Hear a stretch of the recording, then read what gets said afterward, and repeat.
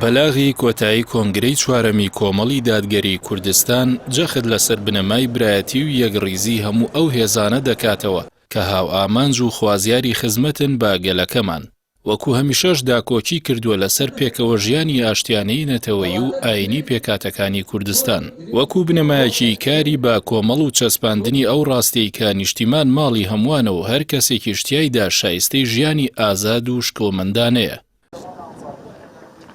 لە ماوەی 20 ساڵی ڕابردوودا سەرکردایەتی کۆمەڵ وەکو استراتیژێکی هەمیشەی جەختی لەسەر برایەتی و یەکڕیزی گشت پێکاتەکانی کۆمەڵگەی کوردەواری کردووەتەوە، با تایبەتی لە نێوانە و هێزانی هاو ئامانجن بۆ چەسپاندنی پرانسیپی دادگەری، چونکە بەبێ یەکڕیزی و برایەتی مەحاڵە گەلەکەمان لە نێو ناوچەیەکی پڕ لە قەیران و ناحەزدا بتوانێت بگاتە ئامانجەکانی. بە درێژایی مێژووی گەلی کورد شکستەکانی لە نەبوونی ئەو یەکڕیزیەدا بەرجەستە بوون. هەرێمی کوردستان پانتاییەکی فراوانی جوگرافی و دانیشتوانی هەیە. ئەگەر هێزەکانی بنەمای پێکەوە ژیان و برایەتی و یەکڕیزی بکەنە استراتیژیان، ئەوە وڵاتەکە فراوانە و هەمووان لێی بەهرەمەند دەبن و لە سایەیدا دەحەسێنەوە. بەڵام ئەگەر لایەنێک یان زیاتر ویستیان ژیانی قۆڕخکارانە بسەپێن و دانیشتوان لە ئازادی و مافی هاوڵاتی بوون بێ بەش بکەن، وڵات و ژیان بەرتەسک دەبنەوە و هەناسەکان قورس دەبن و ژیانیش بە شێوەیەک بەرتەسک دەبێتەوە کە لەوانەیە بۆ ئەندامانی حیزبی خۆسەپێنیش پێکەوەیی و یەکڕیزی نێوخۆیش ئەستەم بکات. بەو پێی گەلی کوردستان لە ناسنامە و نەتەوە و ئاینی جیاواز پێکهاتووە.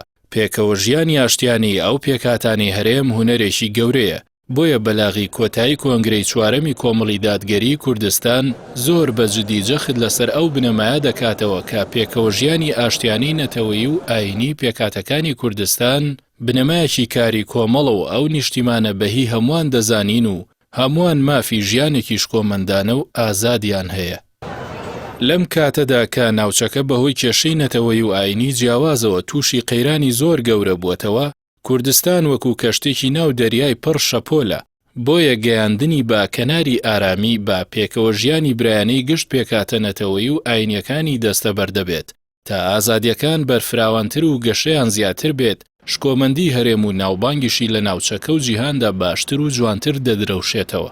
کە مەخابن لە 3 دەی ڕابردوودا پێکەوە ژیان بەو شێوەیە لێکدراوەتەوە کە هەندێ مافی ئاینی و نەتەوەیی بۆ برایانی پێکاتەکان دابین بکرێت، بەڵام زۆرینە کەمتر لە ئازادیە گشتگیر و مافەمرۆیی و سیاسیەکانیان بەهرەمەند بوون. بۆیە مافی هاوڵاتی بوون و پاراستنی شکۆی مرۆڤ و پاراستنی کەرامەتی مرۆیی و مافەکانی بەردەوام لە پاشەخشەدا بووە. بۆیە بەبێ گەڕانەوەی ئەو مافانە مەحاڵە هەرێم ژیانی ئاسایی خۆی بەدەست بێنێتەوە.